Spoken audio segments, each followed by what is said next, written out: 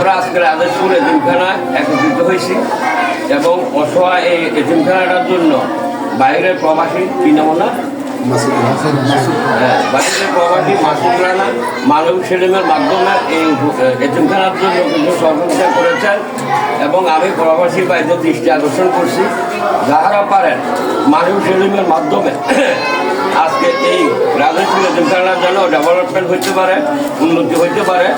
এটার মধ্যে এতিমখানা বাংলাদেশে কত আসলে আমার মনে হয় না। তার বাইরের দৃষ্টি প্রবাসী বাইরের দৃষ্টি আকর্ষণ করছি আপনারা যে যা পারেন মানব সেলিমের মাধ্যমে এতিমখানার জন্য সাহায্যের হাত বাড়াই দেবেন। আর মাসুদরা সমস্যার মাসুদরার জন্য আমি অত্যন্ত গভীরভাবে আন্তরিকভাবে দোয়া করছি আল্লাহ যেন ওরা নেখায় দান করেন, কারণ ওনার উদ্যোগে এতিমখানা কিছু সিমেন্ট কিছু সহযোগিতা আমরা পেয়েছি এবং প্রবাসী বাইরের দৃষ্টি আকর্ষণ করে এখানে সবচেয়ে ঘোষণা করছি। আসসালামু আলাইকুম। আজকে আমরা যে বারান্দা দাঁড়িয়ে আছি একটা কাঠামোগত স্ট্রাকচার সম্পূর্ণ হয় নাই। এই এতিমখানাটার নাম হলো মোহাম্মদিয়া আরাবিয়া এতিমখানা। এটা রাজস্পুর এবং কুমারডোগা ইস্যু পার্কের পাশে সংযুক্ত। যারা প্রবাসী ভাই আছেন তাদেরকে অনুরোধ করবো আল্লাহর হস্তে মেহেরবানি এই এতিমখানার জন্য যদি কিছু মুক্ত হস্তে দান করেন, সহযোগিতা করেন, আল্লাহ আপনাদেরকে সেটা সব দিয়ে দেবে। এটাই আমাদের প্রত্যাশা। এখানে অনেক এতিম শিশু লেখাপড়া করে, প্রয়োজনে শিশুদের সচিত্র প্রতিবেদনও আপনারা পান। আসসালামু আলাইকুম।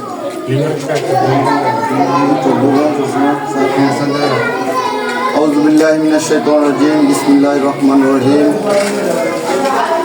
কুমিল্লা জেলা ১৪ গ্রাম থানার সবচেয়ে উত্তর অঞ্চল কুমারডোগা এবং রাজেশপুরের মধ্যবর্তী একটা স্থান। যে এই তিনখানাতে আমরা আজকে এসেছি। এই তিনখানাতে বর্তমান পরিস্থিতি দেখে আসলে আমরা অনেক আবেগে আপ্লুত। মাদ্রাসাটির যে বর্তমান অবস্থা, এখানে অনেক এতিম অসহায় ছাত্র পড়ালেখা করে। আজকে আমরা এসেছি কুমিল্লা জেলা ১৪ গ্রাম থানা উজিরপুর ইউনিয়ন ১ নং ওয়ার্ডের সৌদি প্রবাসী মাসুদ রানার পক্ষ থেকে সামান্য কিছু অনুদান এই মাদ্রাসার কর্তৃপক্ষের কাছে দেওয়ার জন্য। আপনারা মাসুদ রানার জন্য দোয়া করবেন, আল্লাহ যেন তার রিজিকে আরও বরকত দান করে এবং তার হায়াতকে দীর্ঘায়িত করে। ভবিষ্যতে যেন মাসুদ এই ভালো দিনই এবং ভালো কাজের সাথে বেশি বেশি সম্পৃক্ত হতে পারে। আপনারা মাসুদের জন্য দোয়া করবেন, আল্লাহ যেন মাসুদের সুস্বাস্থ্য দীর্ঘায়ু কামনা করে। পাশাপাশি যারা দেশে এবং প্রবাসে আছেন, আল্লাহর হস্তে এই এতিমখানা মাদ্রাসাটির দিকে স্বচক্ষে এবং স্বনজরে দেখবেন। মাদ্রাসাটা যেন আল্লাহর হস্তে আরও উন্নতি সাধন করতে পারে, এই আশা এবং প্রত্যাশা ব্যক্ত করে আমি আমার সংক্ষিপ্ত আলোচনা এখানে শেষ করছি। আসসালামু আলাইকুম রহমতুল্লাহি ওয়া বারাকাতুহু। একটা ছবি লো, ছবি উঠাইছি, ভিডিওর মধ্যে ছবি উঠে আছে। ভিডিও করতে অ্যাক্টিং করতে সেটা বাচ্চা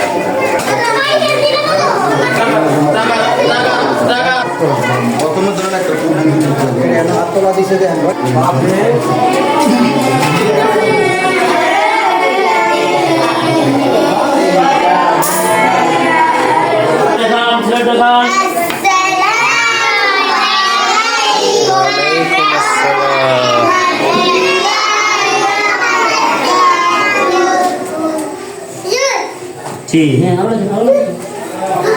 উল্টা রেখেছেন বাপটা করে এখানে